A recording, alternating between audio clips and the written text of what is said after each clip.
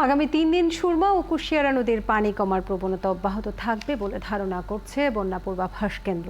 এর ফলে সিলেট অঞ্চলের বন্যা পরিস্থিতি স্বাভাবিক হবে। তবে ভারী বৃষ্টিপাতের পূর্বাভাস থাকায় আরও কিছুদিন বন্যা পরিস্থিতি থাকবে রংপুর, কুড়িগ্রাম আর লালমনিরহাটে।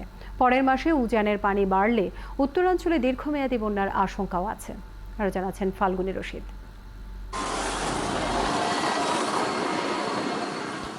ভারতের আসাম চেরাপুঞ্জিতে কমেছে বৃষ্টির পরিমাণ, ফলে উজানের ঢলও কমতে শুরু করেছে দেশের পূর্বাঞ্চলে।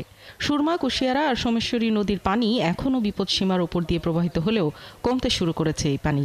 বন্যা পূর্বাভাস কেন্দ্র বলছে, আগামী ৩ দিন এই পানি কমার প্রবণতা অব্যাহত থাকবে, ফলে সিলেট বিভাগে বন্যা পরিস্থিতি অনেকটাই স্বাভাবিক হয়ে আসবে। গত ২৪ ঘন্টায় আমরা লক্ষ্য করেছি যে পানি হ্রাস পাচ্ছে এবং ভারী বৃষ্টিপাত প্রবণতাটাও কমে এসেছে বিগত কয়েকদিনের তুলনায়। এর ফলে আশা করা যাচ্ছে যে সিলেট জেলার যে বর্তমান কিছু কিছু পয়েন্টে পানি বিপদসীমার উপরে রয়েছে, সেগুলো ক্রমান্বয়ে আগামী ২ দিনের মধ্যে নেমে যেতে পারে বিপদসীমার নিচে। অন্যদিকে ভারতের সিকিমেও কমেছে বৃষ্টিপাত, তবে তিস্তার পানি এখনও বিপদসীমার উপরে। যমুনা নদীর পানি স্থিতিশীল থাকলেও গঙ্গা, পদ্মার পানি বাড়ার প্রবণতা অব্যাহত থাকবে আরও ৩ দিন। এখনও ভারী বৃষ্টিপাতের পূর্বাভাস আছে উত্তরবঙ্গে। কিছু স্থানে মাঝারি থেকে ভারী বৃষ্টিপাত লক্ষ্য করতে পারি। এর ফলে সময় বিশেষে নদীগুলোর পানি কিছুটা বৃদ্ধি পেতে পারে। তবে ২৭ বা ২৮ তারিখের পরে আবার একটু বৃষ্টি পাবে, যেটা আবহাওয়া অধিদপ্তর বলছে।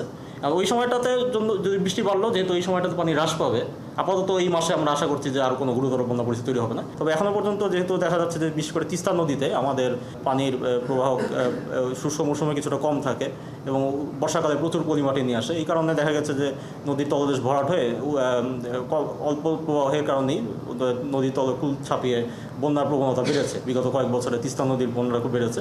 চলতি মাসে বন্যা স্বল্পমেয়াদী হলেও পরবর্তীতে উত্তরবঙ্গের বন্যা দীর্ঘমেয়াদী হবার আশঙ্কা করা হচ্ছে। তবে এই ব্যাপারে এখনই সুনির্দিষ্ট তথ্য দেওয়া যাচ্ছে না বলে জানায় বন্যা পূর্বাভাস কেন্দ্র। ফাল্গুনী রশিদ, ৭১, ঢাকা।